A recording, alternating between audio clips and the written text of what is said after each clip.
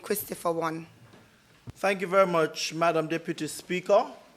And I rise at this time of the day to lend my contribution to the debate thus far. As usual, I give God thanks for yet another opportunity to be in this honorable house. This is my 5th budget debate, and I deem it a humble moment to be able to share with the people and on behalf of the good people of East Bastille. Like many others before me, Madam Deputy Speaker, I must express my sympathies as well to all of the grieving families over the loss of their loved ones.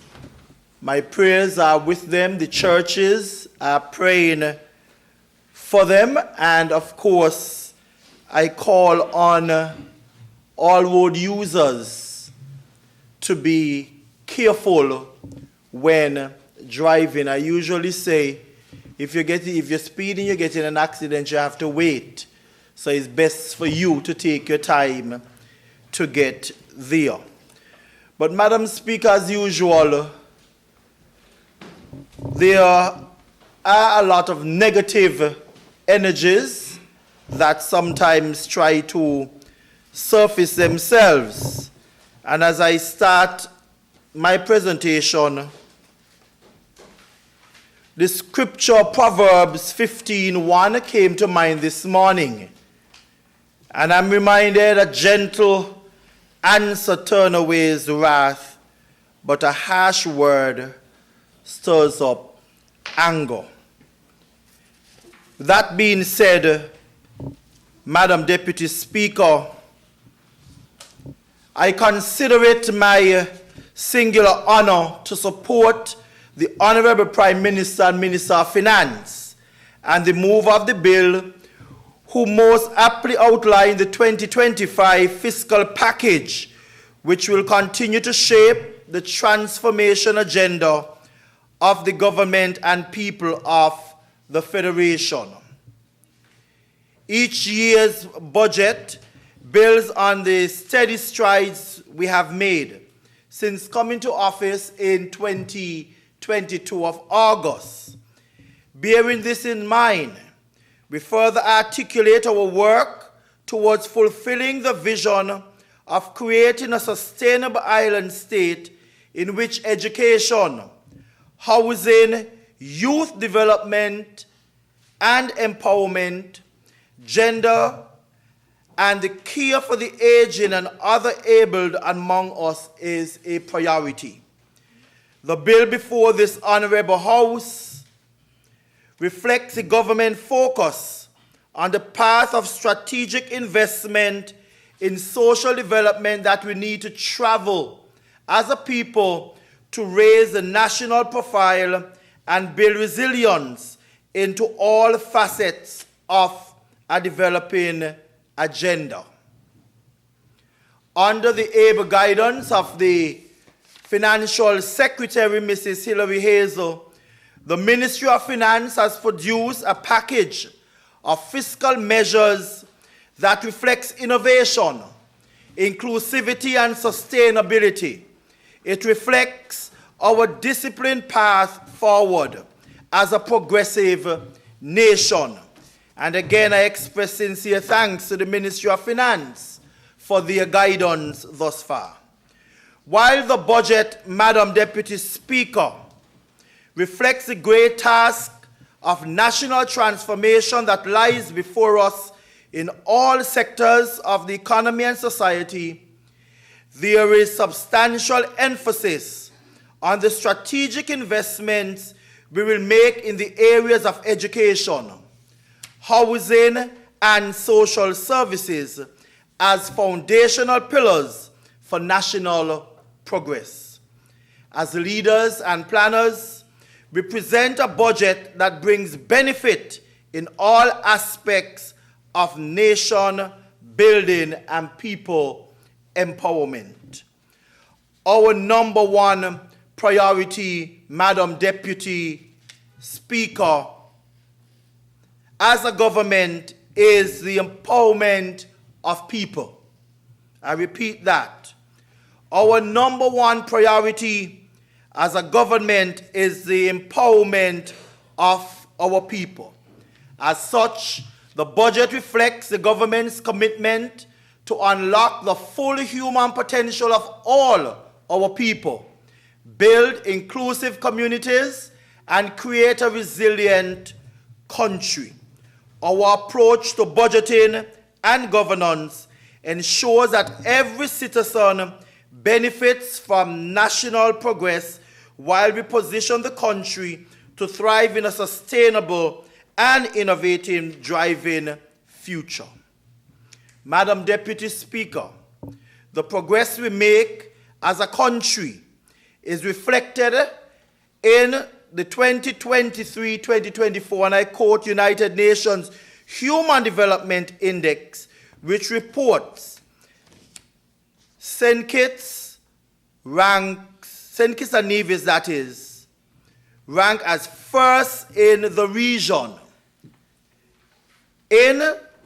I repeat, in the United Nations Human Development Index report, it clearly states that St. Kitts and Nevis ranks first in the region and 51st among all nations of the world.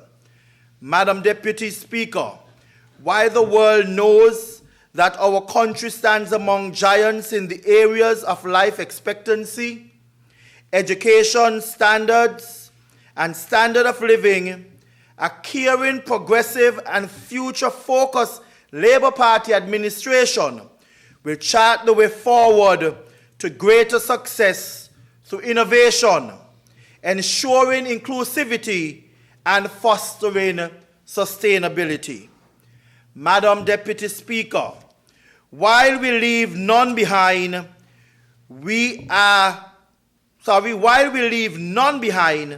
as we address the needs of most vulnerable, as we further unlock human potential and build a resilient and more equitable society. And this was clearly articulated when the mover made his presentation, echoing some $320 million would have been invested in our people. As I stand, Madam Deputy Speaker, in support of the 2025 appropriation package that is before this Honorable House, I take the honor of outlining ways in which the budget captures the essence of national growth and development in areas of housing, education, faith-based, youth empowerment, aging and disability, as well as social development and gender affairs. Madam Deputy Speaker, my presentation will outline the ways this budget zeroes in on securing sustainability and resilience in the East Bastia constituency, where I have the distinct honor and profound privilege of being their representative. Madam Deputy Speaker, I move now into one aspect of my ministry, and I will move quickly into education, and then I have some here from human settlement, so I'll try to make sure I reach them before they leave, because I know it's almost going to be 4 o'clock. But I'm happy to have them here as well, and I thank them in advance for the work that they have been doing in human settlement. But education, which is planned and directed by the Ministry of Education, continues to be the catalyst for change in our country. Decades ago, the architects of education put mechanisms in place that integrated the foundations of early childhood education, increased accessibility to primary school, built comprehensive high schools which increased access to secondary education, and prioritize higher education, Madam Deputy Speaker. Today, the Ministry of Education's commitment to educational excellence has not waned and is very evident as it has signed the UNICEF Action Commitment for Basic Learning and the My Education, Our Future Declaration. The Commitment to Action is an initiative that convenes the global community around a shared vision to ensure fundamental learning for all children, particularly the most marginalized. The commitment aims to catalyze action to transform education, states how learning can be achieved for every child, and publicly express support for investment in foundational learning at the highest political levels and between organizations. The commitment also shows a renewed dedication to achieve targets and national benchmarks under Sustainable Development Goal 4.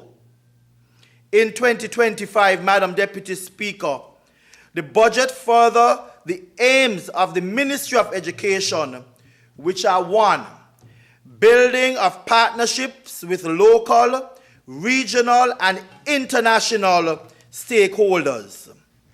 Then we have integration of digital solutions, further development of human resource capacity within the Ministry of Education, and enhancement of school plans, Madam Deputy, thereby ensuring that all of our schools are centers of excellence. Our educational facilities must become inclusive spaces where children can realize their dreams. To do so, Madam Deputy Speaker, the Ministry of Education will prioritize school safety, capacity building of our teachers, especially in areas of numeracy, literacy, special needs, and technical and vocational, the TVET as it is called. Higher education is critical to the forward movement of our great nation.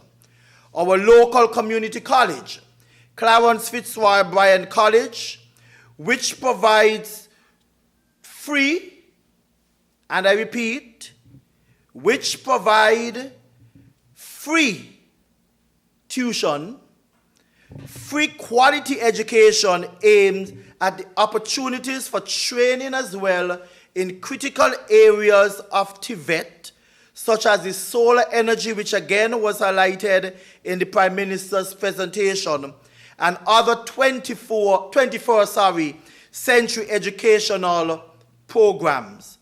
The work of the Curriculum Development Unit continues with even greater focus on skill-based learning, which will ultimately translate into well-equipped workforce. And I want to, at this time, to really thank the director at the Curriculum Development, Mrs. Edmead, and her entire team for the work that they are doing, especially as we are reviewing our curriculum. And we are in fact leading in the region, and I am extremely proud of that, and that will soon come to an end. But Madam Deputy Speaker, allow me to highlight just a few things from the Clarence Fitzroy Bryan College. As I mentioned, the students are going there free. In 2020 to 2021, you had 980 students enrolled. In 2021 to 2022, 1,013 students. In 2023 to 2024, you had 1,266 students. And in 2024 into the 2025 year, we are seeing 1,332 students enrolled at CFBC. This is a result of the fact that we made it free for persons to attend our Clarence Fitzroy Bryan College. Much work is going on there as they have created some pillars that guides them. We look at the holistic HR management, and I must highlight that they were able to complete the human resource audit that resulted in a salary upgrade at the school, the college rather, which did not happen before. And the review of the CFB employee regulations, which was never ratified, they were able to get that done. And of course, the expansion of the HR department and the automation through purchase of the HR management system. Of course, you can see that they are investing at CFBC. And of course, Madam Deputy Speaker, quite a lot is going on as they try to make that institution green. And you heard of the presentation before of what's happening there with the EV training that is going on. So I just wanted to share that with us from CFBC. But in 2025, Madam Deputy, the Ministry of Education continues its thrust, or will continue its thrust, to improve the physical condition of our educational facilities. The third phase of the secondary school electrical upgrade will once again commence. And this morning we had the member for number 5 speaking about things that he would have done. And I spoke to him after that. I have never said nothing was done in education. I am one who believes in giving credit where credit is due because I'm a lion, and part of our code of ethics is to build up and not destroy. Every time I gave a report in this honorable house, I speak about or would have spoken about things that I inherited and the work that I would have done thus far. He made reference, the honorable member made reference of the Keyon High School. Yes, work would have been done at the Keyon High School.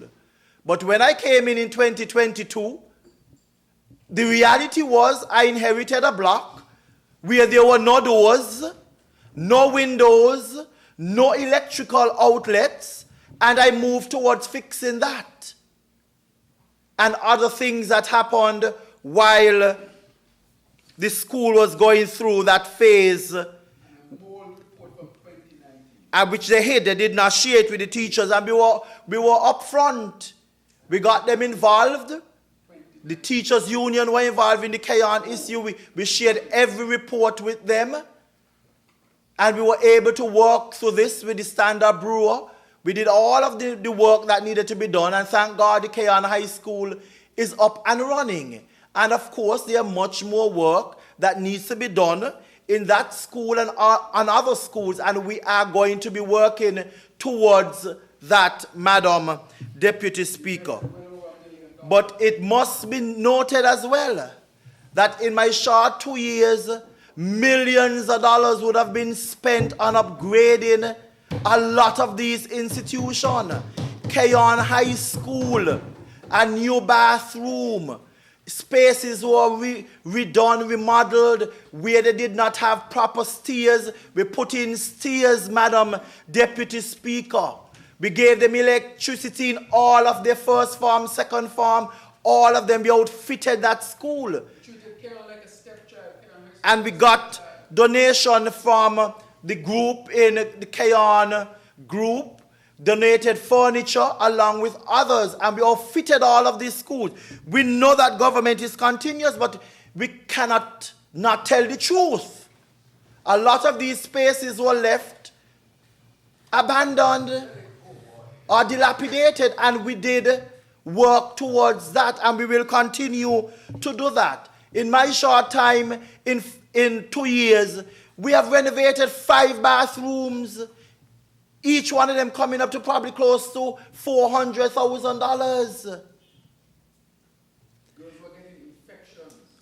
And we will continue to do just that, Madam Speaker, in terms of repairing and doing renovation work in spaces, including teachers' bathroom as well, because the reality is, in some schools, the bathrooms are not functioning and the children are using teachers' bathroom, not in the sanctuary. So we are going to be fixing all of those things, Madam Deputy Speaker.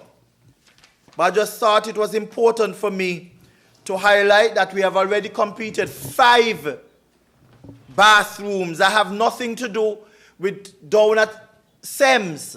And I'm going to speak specifically about Charles E. Mills Secondary, because the honorable member for number 5, sat not only as the Minister of Education, but he's also the MP.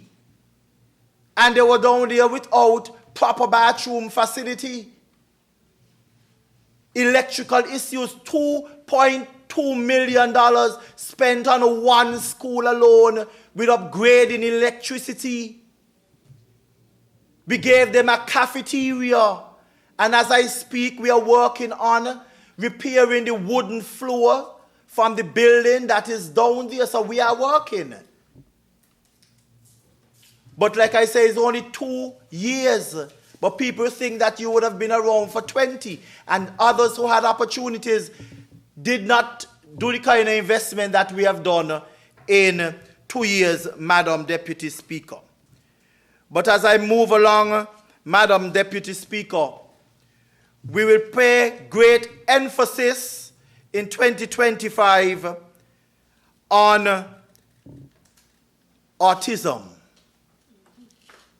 A very critical area, Madam Deputy Speaker, one that I am growing a passion for as well. Because the report, and it's more, but the last report I got, we had 306 students who have been diagnosed, or as we will put it, they're placed on the spectrum. And we are lending all of the support that we can in this area.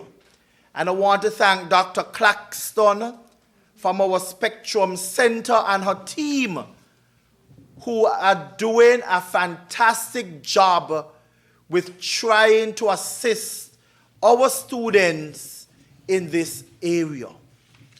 We did not take it just like that, Madam Deputy Speaker. I remember being in Canada in a bilateral meeting with the University of Dalhousie. I raised it because, you know, I am a beggar.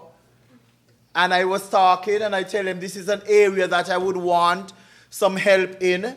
And lo and behold, they came on board and provided us with all sorts of resources.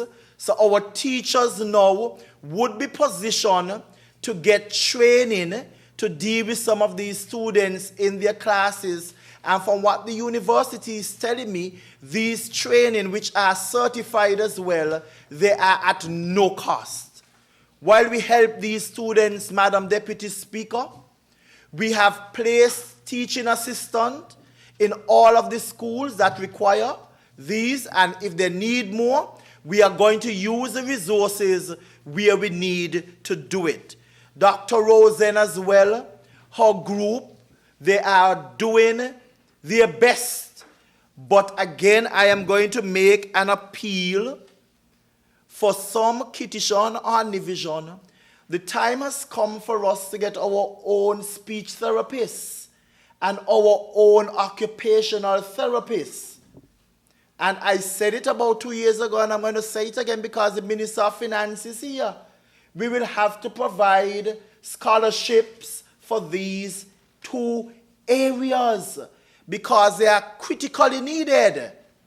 And although we get help from Dr. Rosen and others, when they come in for 2 weeks or 3 weeks, the students are basically left alone again. And I am saying that we need to make sure that those support is put in place.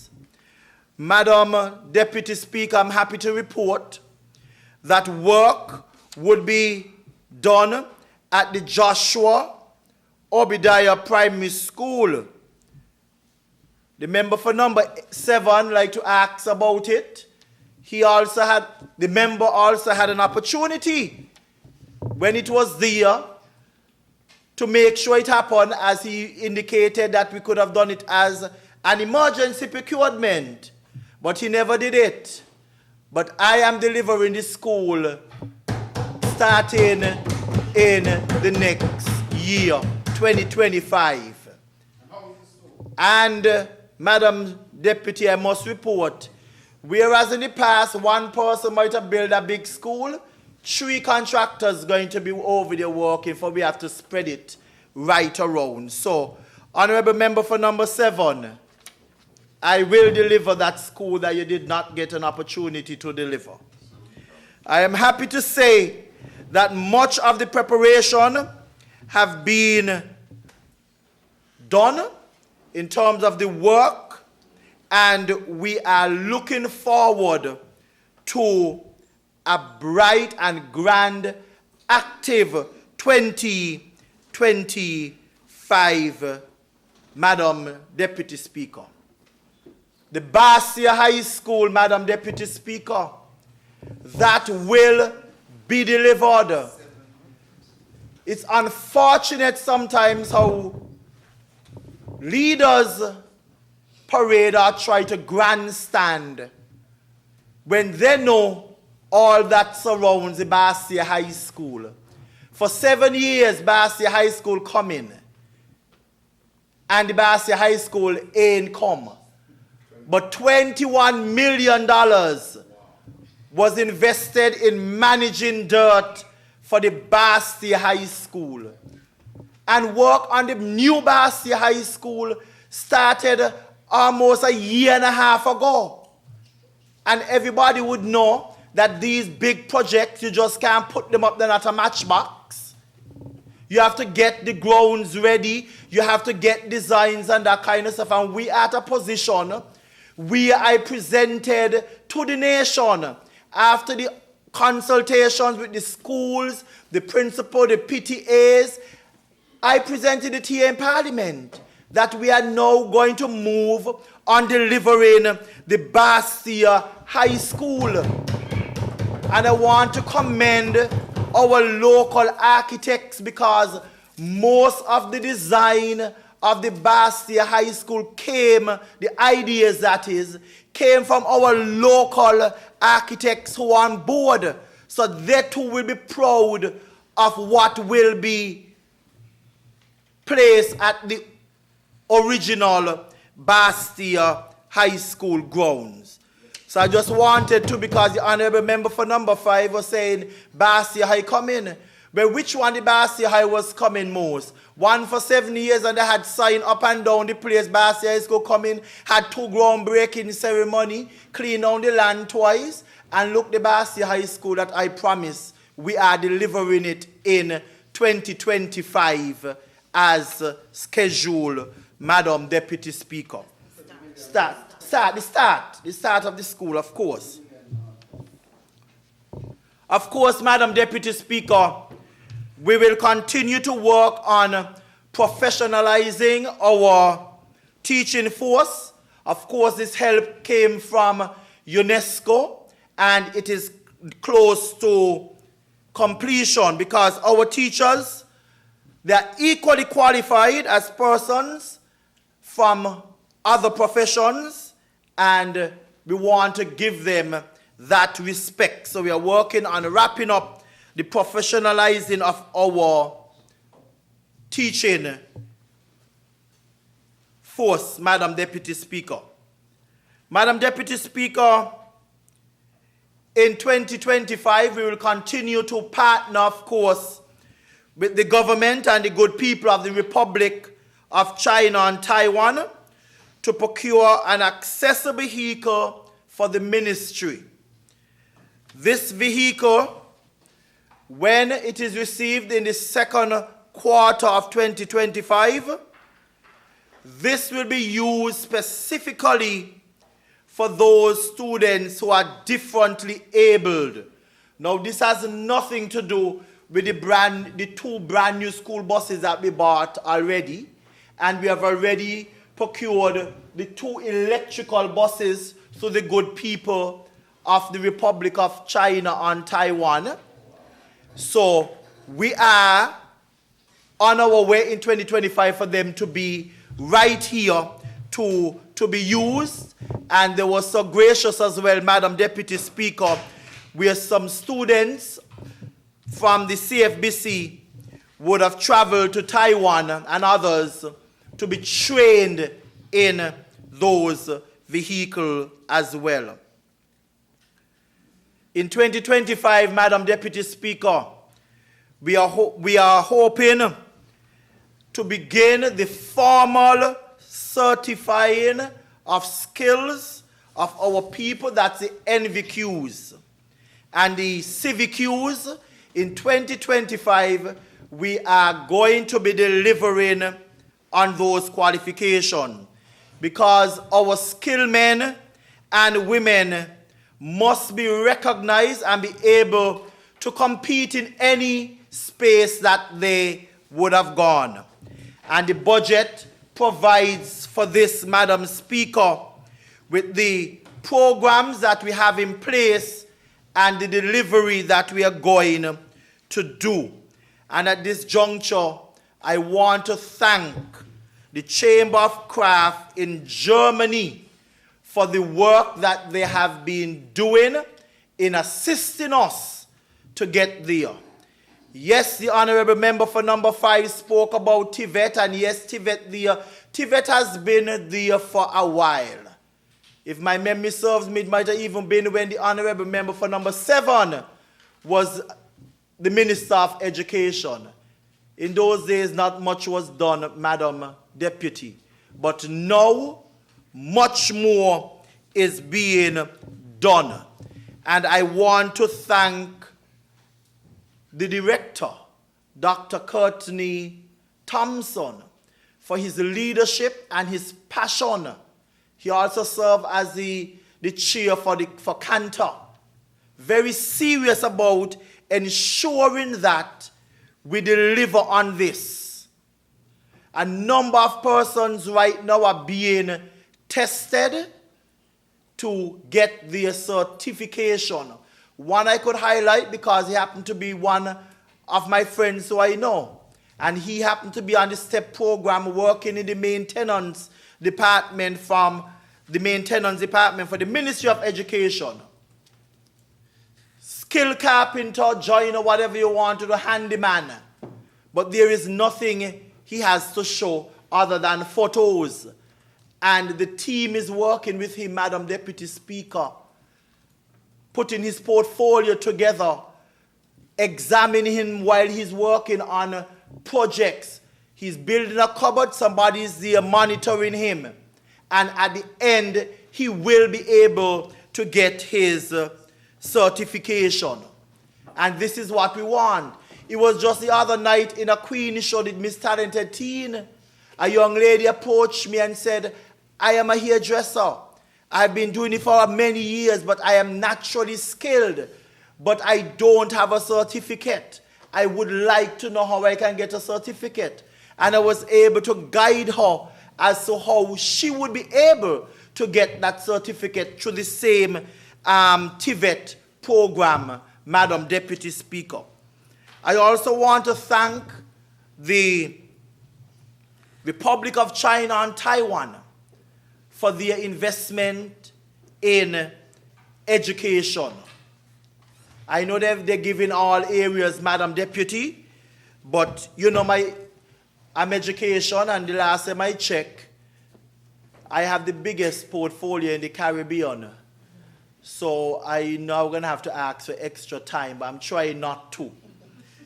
But I want to specifically thank them for the 25 scholarships that they're giving us for 2025. 25. When I came in, it was 10.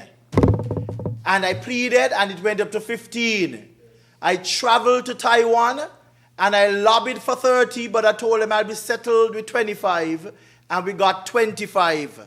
So we are going after more scholarship opportunities, Madam Deputy Speaker. I also want to express thanks to somebody who might be upset, and this is Mr. Fitzroy Wilkin, who came back on board to assist us in ensuring that we deliver as promised with our TVET. He serves as the chair of the TVET committee, the board. It wasn't easy, Madam Deputy Speaker, getting him back, because he told me that he worked with some ministers before, which will be nameless today, and they wasn't serious.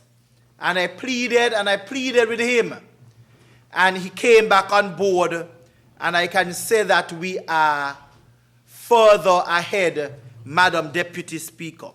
And as I sit as the chair of the Ministers of Education for the OECS, I am going to use this opportunity as well, Madam Deputy Speaker, to push the agenda of education in St. Kitts to another level, using my time there, tapping in on my other colleagues, my brothers and sisters in the region.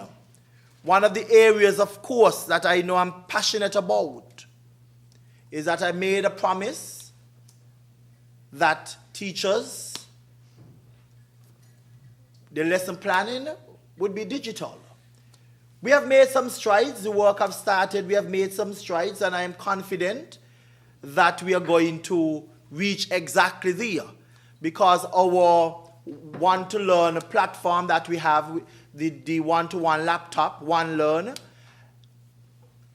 teachers can access lesson plans from that. They have activities and all of those things. They don't have to spend much time doing certain quizzes and that kind of stuff. The computer will do it for them. But we are moving towards that. And as I sit as the chair, as I said, we are going to be even pushing even further. In education, Madam Deputy Speaker, I must indicate to you as well that we have received 19 scholarships for persons interested in going to Cuba to study. Recently, Madam Deputy Speaker, through UNESCO, we were able to get in touch with the Open University of Tanzania. And we have already signed off on a memorandum of understanding where 20 of our teachers would be given an opportunity to get their degrees. 20 teachers would be given that opportunity to be upgraded from just being a certified or trained teacher. They now would be getting the opportunity through the Open University of Tanzania to get their bachelor's degree. And no doubt, many of them would be going on. This is history, because this is the first country in the Caribbean that will be having that relationship with the Open University of Tanzania. And it can only get better. Of course, that's it. Powering progress and investing in our people. We know of the Southern University, and there are two other universities that we are finalizing memorandum of understanding with to make sure that the transition of our students from CFBC to university is much smoother, much easier, and cost-effective. The same way, you can leave CFBC and go University of the Virgin Islands for 2 years and get your bachelor's. I am working on other universities in Florida to give us that same sort of privilege. So we are well on our way. And while I say thank you to Germany, I must also report again that 2 of our students were able to do their first year here. That's learning the language. And they are now going to be heading off to Germany. And many others will follow after they would have completed. Now, Madam Deputy Speaker, I move now to housing and human settlement. And as I mentioned before, some of the members are here. And again, P.S. Bonkampa and her entire team, I want to thank each and every one of you for the work that you have been doing. But, Madam Speaker, housing is a cornerstone of national development and people empowerment. Our families build prosperity and pass on generational wealth through the investment in our homes. No matter how humble, every dollar that is invested in a home is a dollar of wealth that ends the cycle of generational poverty. This administration was voted in office on a mandate of empowerment. We are committed in pursuing a housing agenda that empowers thousands of our people, giving them an opportunity to own their own property and build wealth, Madam Deputy Speaker. Of course, Madam Deputy Speaker, people always want to ask for facts. But as we speak about housing, I bring to our attention that a housing revolution only started under a Labour administration. In 1995, when Labour won government, in 1996, NHC was formed, and in 1997, houses started rolling out. In 97, probably about 50 homes would have been built. And then thousands came after that for the time. The government changed in 2015, and they started to build homes 2 years after, and they built 13 homes in 2 years. Well, I am happy to report in this honorable house that NHC would have been able to deliver thus far 112 homes for people of this country. So, in 2 years, that's what I was about to say. The most homes being delivered under any administration in 2 years, the first 2 years happened right under the leadership of our Honorable Prime Minister and, of course, me as the Minister. Give the numbers. I repeat, in 2017-13, wow. In 2024, 112. Some people are asking where the houses are. They need to drive and look because, you see, we need to be fair. We said that there were a number of persons who had land from since in the 90s and never got an opportunity to build a house. We were going to focus on giving those persons that opportunity, and we did. We know that we were going to reach to the point where we have to do the cluster homes. We know that we in this business, we know. Yes, challenges would come along the way, like in everything. But we made a commitment to deliver homes, and we are going to deliver those homes. I must also report in here as well, just to lay the foundation while I continue, Madam Deputy Speaker. Because it's all well and good to ask for homes, but homes require a certain amount of financing. And I inherited as the Minister of Housing a NHC that is paying about $800,000 every month to Social Security for a loan that was taken to build homes, and I am not certain if we might be able to see or find all of them. How much are they? Well, the figure is big, but round it off to 800,000. Yeah, that's the payback. How much they pay? 50 million, I think it was. So make sure you cover social security.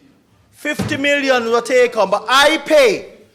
So NHC is paying social security approximately $800,000 every month. In addition to that, Madam Deputy Speaker, because they asked for facts and they asked for numbers, we are paying $139,681.24 to solid waste for garbage bins. What? That NHC didn't build house, they build garbage bins, but they're paying $139,681.24 per quarter. But you know what I'm happy to report in this honorable house today? That for the past 2 years, NHC has not faltered 1 month. And I'm proud of the leadership at NHC, including the chair of the board of directors and the general manager and the entire team, Madam Deputy Speaker. The honorable member for number 5 was speaking earlier about not doing things to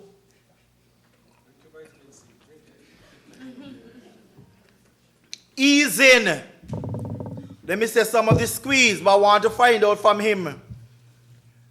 When NHC did the reset and the refinancing up at the institution with those persons with the mortgages, because remember I came in here some time ago and I said I met $12 million, persons not paying, and I pleaded and I asked persons to come to NHC. We put a finance team, a credit collection team together, and they've been doing a fantastic job. Mr. Peter Irish and his team doing a great job. Persons came in, and we even tell them if you only could pay $150 a week, we're going to take it. And I make the plea again for persons who are out there in homes and not paying. We want you to do something, because that will help others to get more homes. So whatever you can do to help, I am pleading with you. Because, you know, Madam Speaker, some politicians are known to be telling people not to pay for their homes. At least that's the report I get when they call in round to people. And some of them bold enough to call names.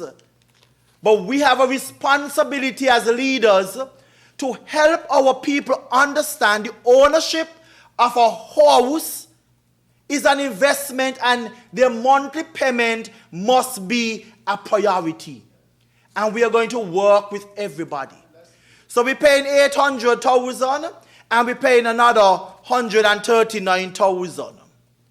So imagine if we had this loan, we would have been able to do much more. But I wanted to find out, because when we did the reset, I'm going to use it here. Maybe this is not, honorable member for number 5. You're an accountant. I want to get the right term. But in terms of NHC, where you lose the money, like when the people, you're giving them free or you're giving them a break, I don't have the term, but anyhow, the bottom line is, because we did the reset, NHC lost $152,813.68. That is the amount of money that they lost as a result.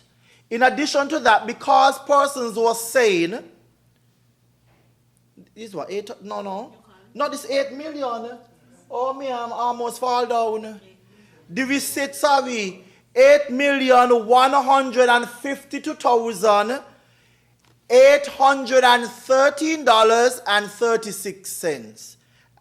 68 cents. I repeat that.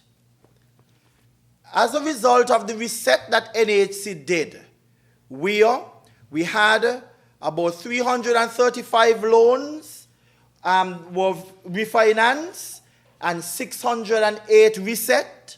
As a result of that, we would have lost $8,152,813.68. Isn't that a way of helping honorable member for number 5? Don't answer. In addition to that, $1,688,895.20 went towards those persons who we waived for 6 months. Because some persons were saying that people ain't paying and they benefiting. But what happened to me, who pay me bill all the time, my mortgage every month? As a result, NHC gave them 6 months interest free. And that's the amount of money. Isn't that a relief? I tell you, don't answer. No. No, Madam Deputy Speaker. When we look at the non-payment, it is sad, you know. I'm not going to do all of that here today because the list is a long list. But the non-payment, one constituency alone in here eat up nearly the whole non-payment, you know. Constituency number 7. I don't know what's happening over there, but we're going to have to put something in place because people just feel that they should not be paying and it's not right. I'll send the WhatsApp to you. Okay. In a few minutes, I'll check and tell you. But, yes, Madam Deputy, but we are asking persons to take this seriously. That they must pay, because once you're paying, we will be able to do much more. Now, Madam Deputy Speaker, when you look at housing, I made a promise to the people of East Basti and other areas that we are going to get into the revitalization initiative where we are going to be rebuilding communities. And I'm happy to report that we are well on our way with that, because if you drive up to East Street, and I'll take you there, Madam Deputy, because now you don't know where East Street is. Then again, welcome to East Bastia, Madam Deputy Speaker. Welcome. I am happy, Madam Deputy Speaker, that the first 4 apartments are completed. They're just doing the groundwork now on the outside, where persons will be able to get their keys eventually to move in. But that's not all, Madam Deputy Speaker. Just before you reach up to that, right on the main road, on Pond Road, right there, we just started the ground, the foundation for another building right down there, Madam Deputy Speaker. And of course, we continue to invest in our people, Madam Deputy Speaker, whether it is through the opportunity of owning their homes or they're living in a government apartment. We have been working in upgrading. $700,000 is being spent, Madam Deputy Speaker, on the garden housing project, renovating all of the apartments down there, tiling, plumbing, painting, repairing of doors or replacement of doors. And of course, we will do the exterior, Madam Deputy Speaker. Now, Madam Deputy Speaker, the Ministry of Human Settlement started working on the latrines eradication. And I'm happy, sanitation assistant program. And I'm happy to report that we are closer to the end, and the workers are here to verify. Based on the figures that I have, we are now in the tune of 177 persons would have benefited from getting their bathrooms being built, and I want to personally thank the team. And we are going to continue because we gave the word that we are moving towards eradication, Madam Deputy Speaker. Now, Madam Deputy Speaker, I move quickly on to youth empowerment. I know my minister, I refer to as my boss all the time. She provide. Oh yes, I forgot. Yes, sorry. Remember we started in August. Yes. And then I forget to mention as well, apart from the housing, and I have it right in front of me, apart from the houses being delivered, you would have seen all during the presentations that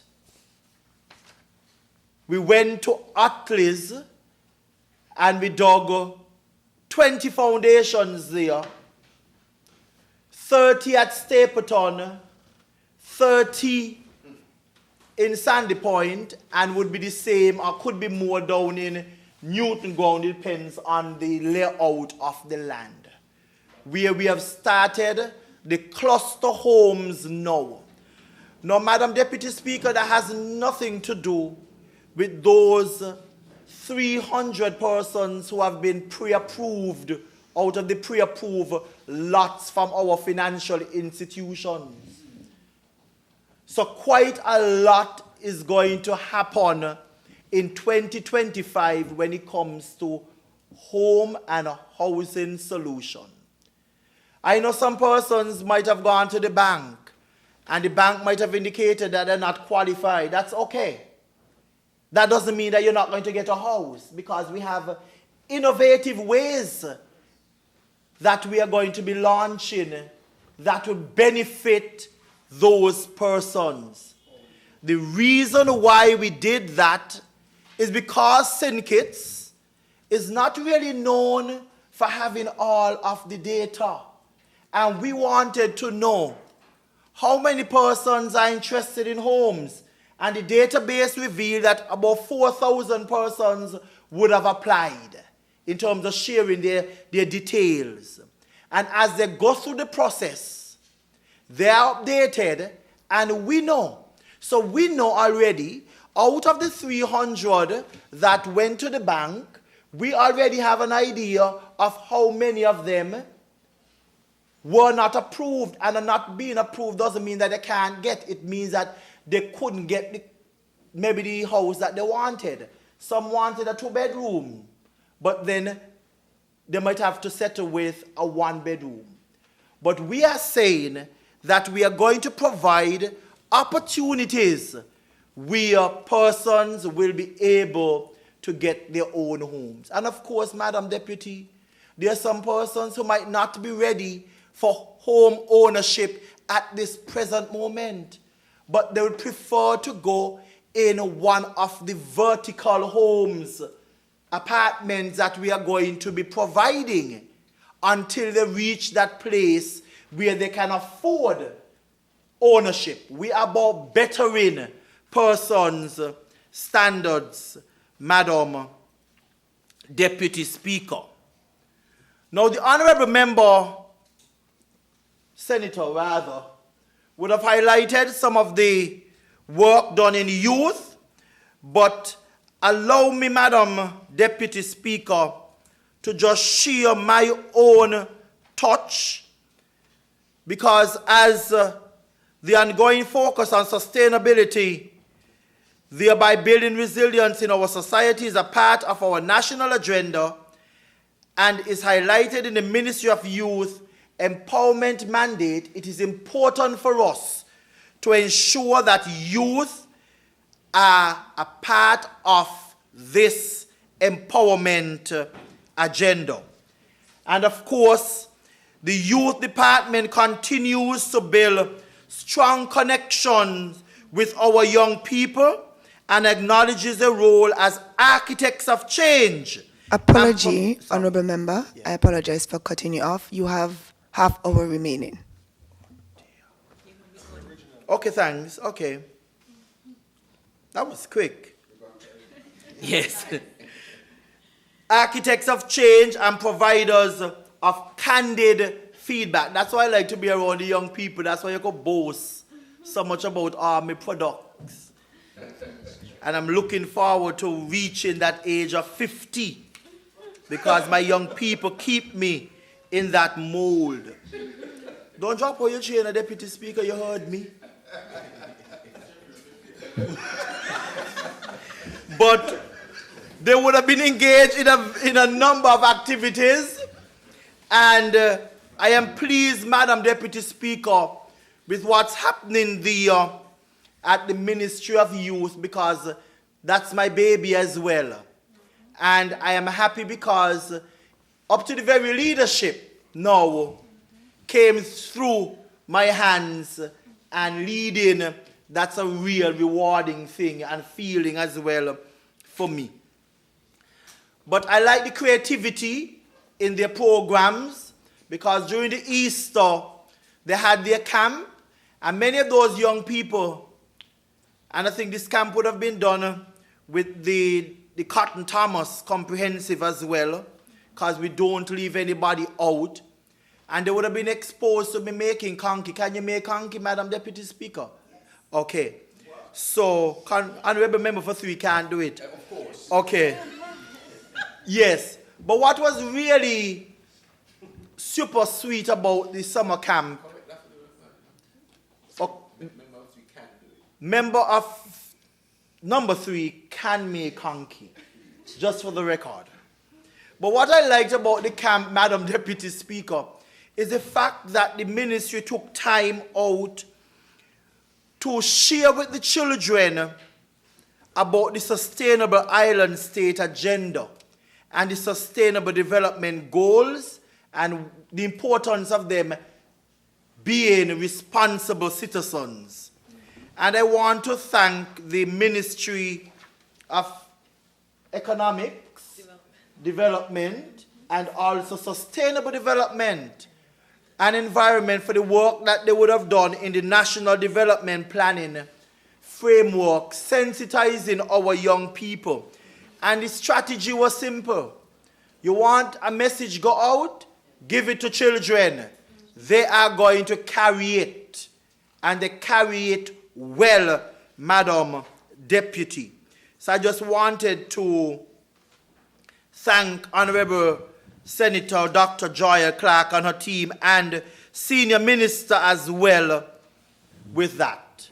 I want personally to congratulate and thank 2 young persons, Siobhan Phipps and Mr. Akwanje Robinson, 2 of my products again, who have made themselves available to serve as youth ambassadors, and I wish them the very best in their service. And at the same time, to thank Ayana Franks and Mr. Jalen Monzak for their hard, sterling contributions that they made to youth development as a regional body and selling sin kits to the world. With much emotions, I want to thank 2 persons. I want to thank Mrs. Sahira Joseph, who served as the Director of Youth, who is leaving us, or would have left us.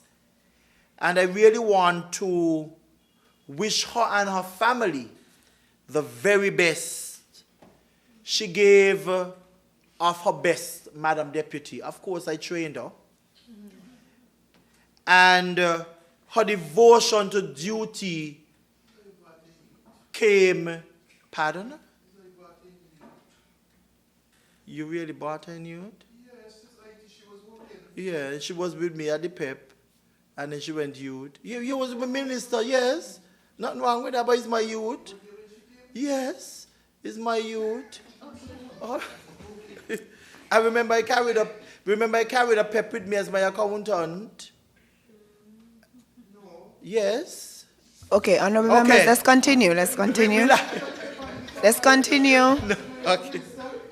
both of you can have her, claim Yes. her.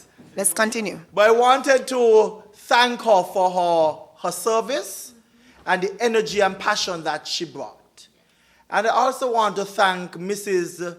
Michelle Delacroix Blake, who also served as the Director of National Counseling Unit. And I want to thank her as well for her service as she goes into retirement.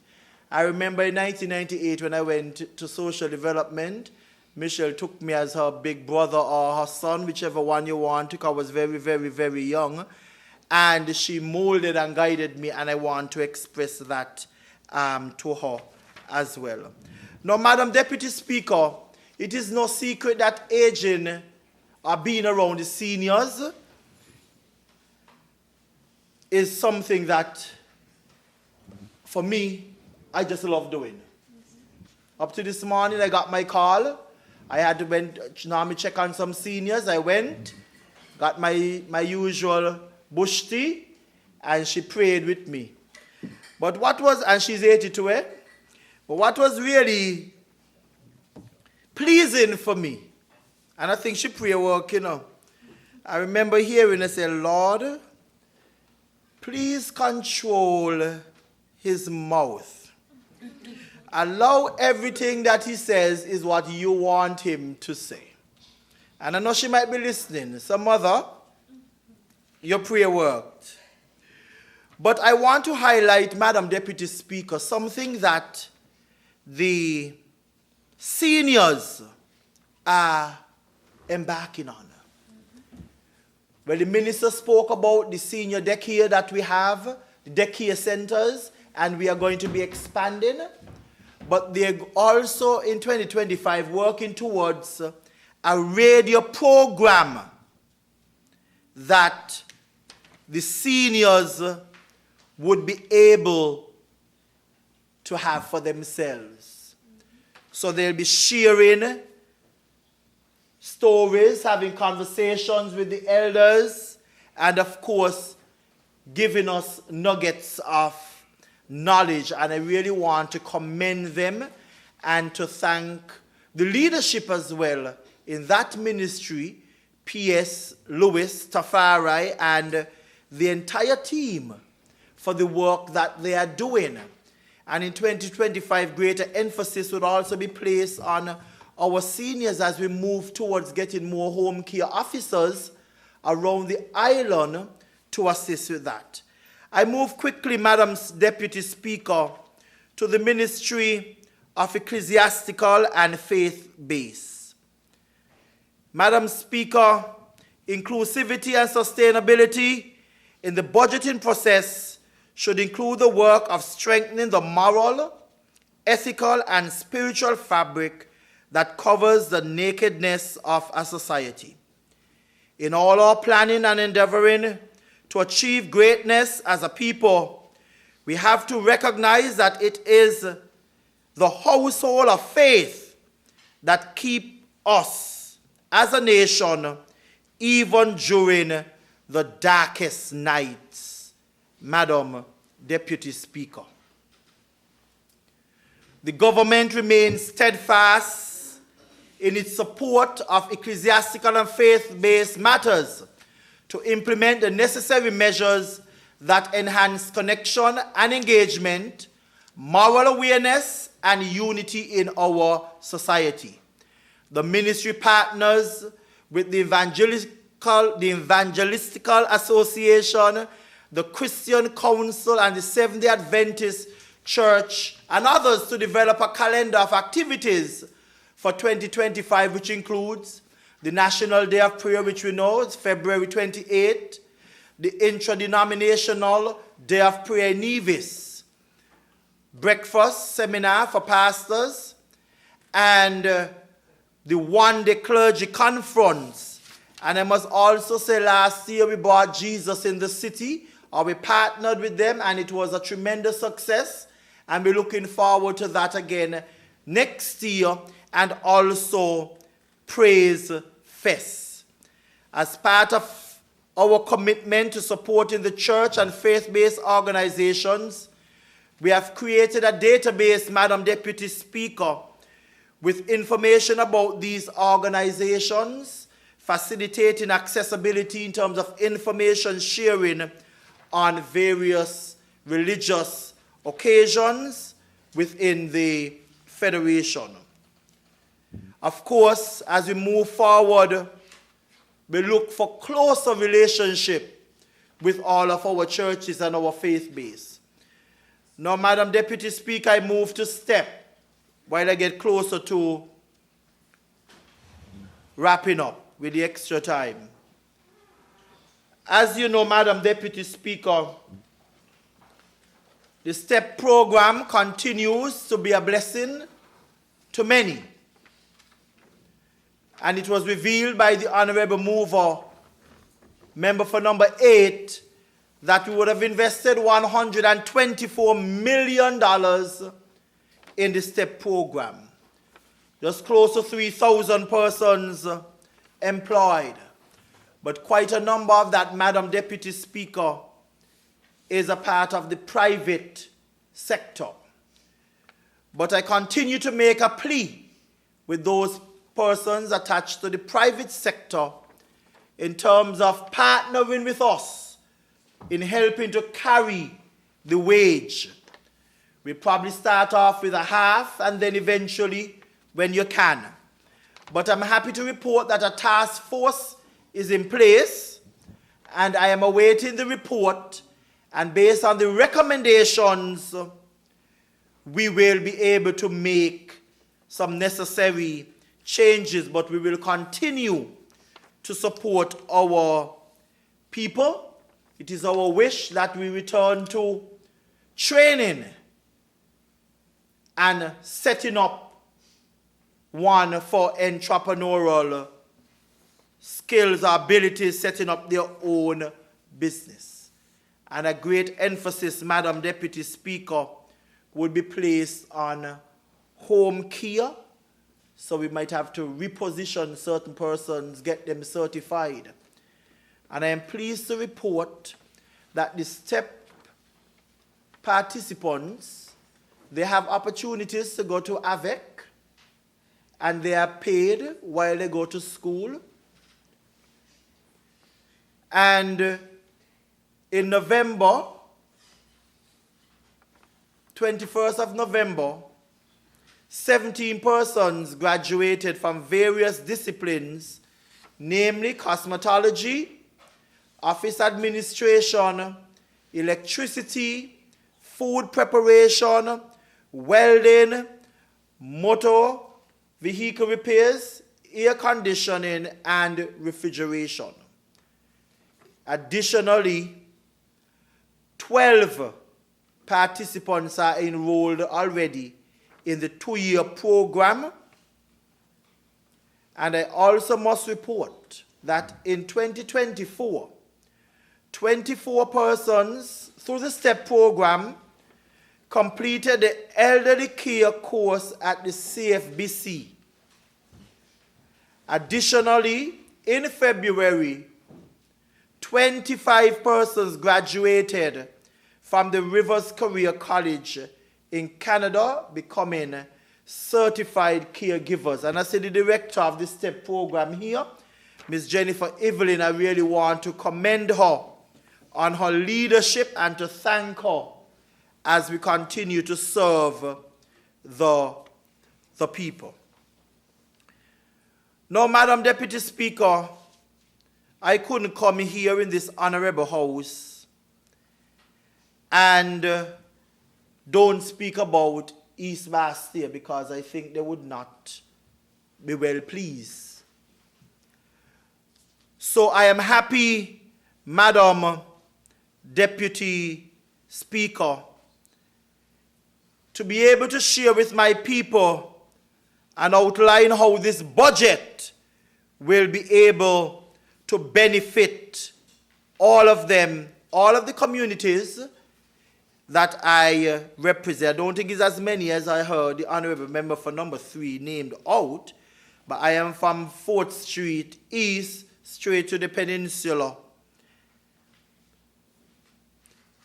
So, Madam Deputy Speaker, I must give account for the work that continues in the constituency to better the lives of my people.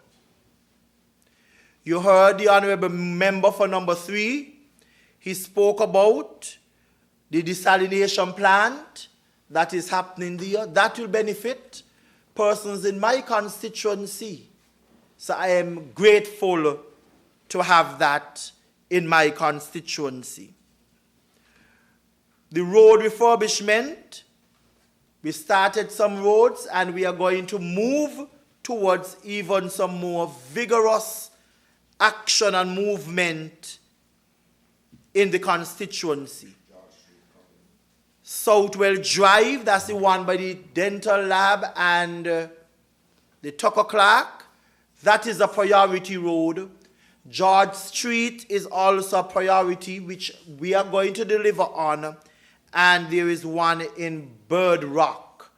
So I give those the assurance that they will be done. And what is sad about it is that sometimes people give the impression that these roads just start to get bad since 2022.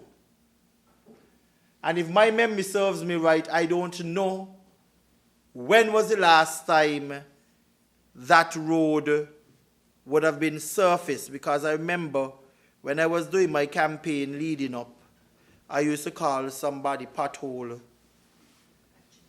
patches or something, patch or whatever it is. I don't remember. That was such a long time ago. But we are continuing, Madam Deputy Speaker. And of course, you heard the honorable member for number 4 speaking about his agriculture projects and the 25 by 25. I'm happy to report that his team also is working with some young people in my constituency where they would have started cleaning up. I think this is about the 3rd lot now. We would have, either the 3rd or the 4th lot that we would have cleaned up in East Bassey, abandoned properties, that lots rather, that persons were throwing garbage on. The young people went, organized cleanup, and now they are working with the Ministry of Agriculture to plant food crops, starting our orchards in the constituency. And I want to thank the honorable member for number 4 for allowing his staff as well to be working with our young people, and I'm going to be among them as well, because I would learn something, because I heard the clerk is a farmer. So I will learn something, and she might be able to give me a slip or 2 to plant. But we are well on our way with our orchards, because we don't want the land to go back to be the same state that they were in. So every time we clean them, we are going to be planting food crops, bush tea and that kind of stuff, so persons can, go and benefit from as well. Thank you very much as well. Of course, you heard from the honorable member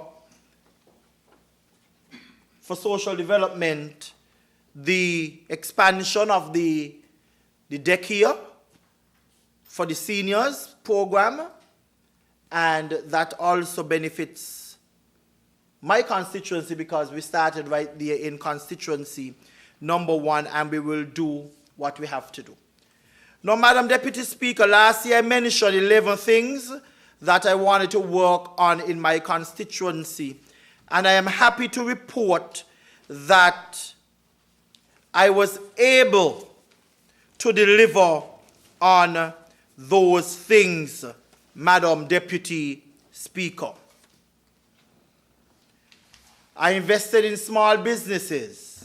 Honorable member, Yes. you have 10 minutes remaining. Okay. I provided weed eaters and blowers for persons to start their businesses.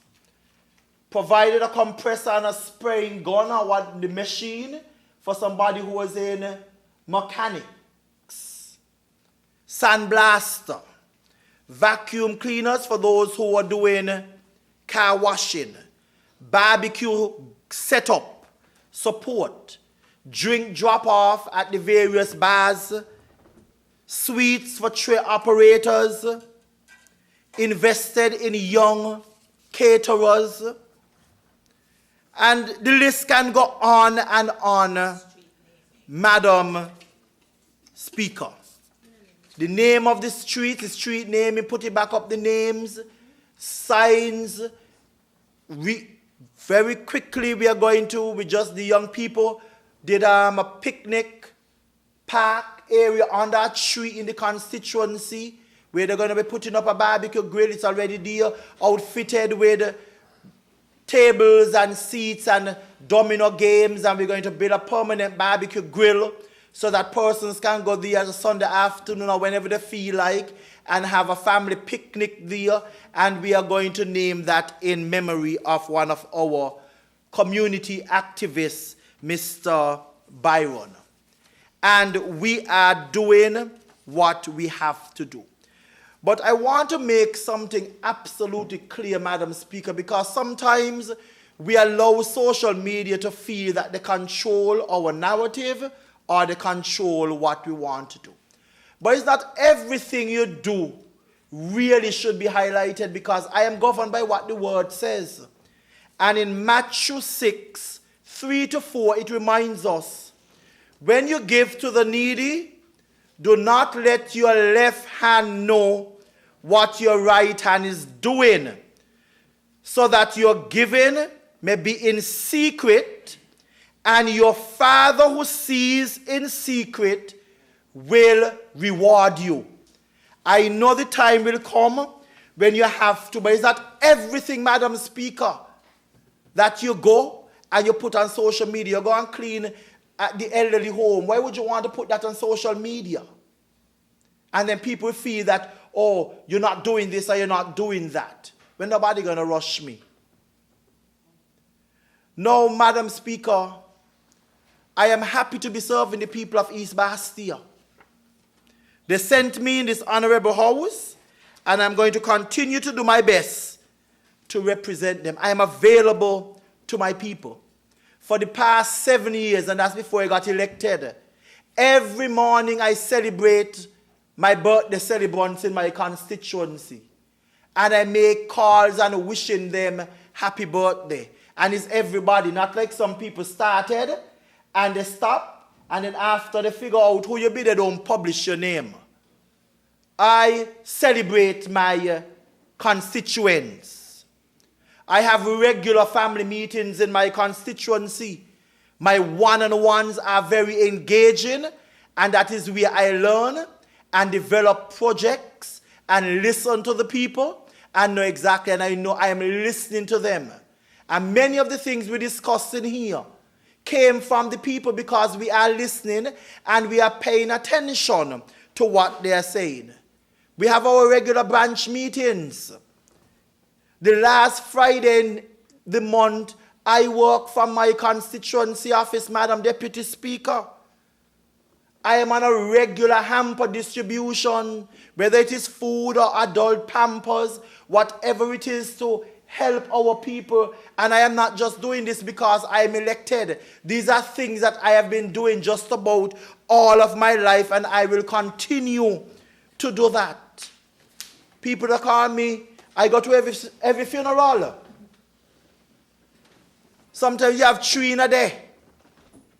So my heart is with East Bastia, and it is natural for me. It's not a fake or just trying to get some likes on social media. And I will continue, Madam Deputy Speaker, to work on behalf of all of the people. In conclusion, Madam Deputy Speaker, the 2025 will be a year of clear focus and strategic action in St. Kitts and Nevis in our national transformation agenda. I look forward to delivering positive results for the people that are funded through the provision of the 2025 spending package. I want also to thank my most honorable colleagues in this House for all of their support and assistance in 2024, and I look forward to working diligently with you in 2025 on our path forward to innovation, inclusion, and sustainability. I must applaud the Honorable Prime Minister and Member for St. Christopher VIII for the systematic and strategic approach with which he has led. I thank God for you, Mr. Prime Minister. I am happy to be a part of this team. With all they say, this team is together, and nothing will be able to penetrate this team to create any form of division. I want to thank you, Madam Deputy Speaker, and in her absence, of course, Madam Speaker, and the clerk and the deputy clerk of the House for your professional manner in which you guide and preside over the affairs of this honorable House. I want to extend thanks to the permanent secretaries and other technical experts in the Ministry of Education, the Ministry of Youth Empowerment, Aging and Disabilities, the Ministry of Social Development and Gender Affairs, the Ministry of Housing, the Ministry of Human Settlement and Ecclesiastical and Faith-Based Affairs for the passion and purpose with which you discharge your duties for the benefit of our people of St. Kitts and Nevis. As servants of the people, you continue to focus on the task at hand, and you perform exceptionally. Finally, and most importantly, I want to express my heartfelt appreciation for the people who keep me grounded and focused.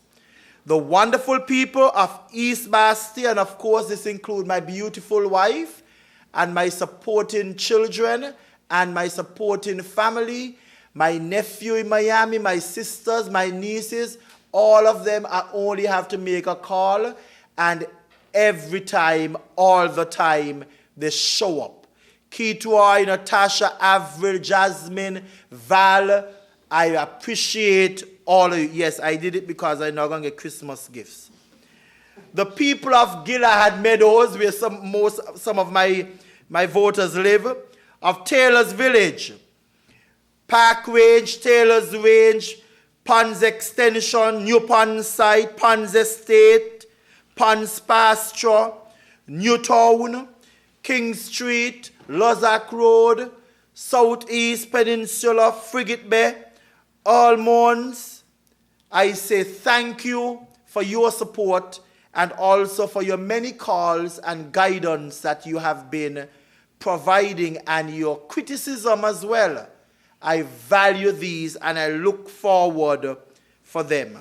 Thanks, of course, for your words of sound advice and stern chastising. Every time I make a contact with each of you, I am encouraged to be the best representative I can. As 2024 draws to a close, I want to extend Merry Christmas greetings to our nationals of St. Kitts and Nevis, both at home or in the diaspora. And let me single out Merry Christmas to all of my constituents in the diaspora. May the joys of the season fill your hearts and homes, that you may each have a prosperous and a productive 2025. Madam Deputy Speaker, I know I did not have to ask you for the extra time. I wish this bill, shortly entitled the Appropriation 2025 Act 2024, every success. May it please you, Madam Deputy Speaker. Thank you, Honorable Member, for saying Christopher one.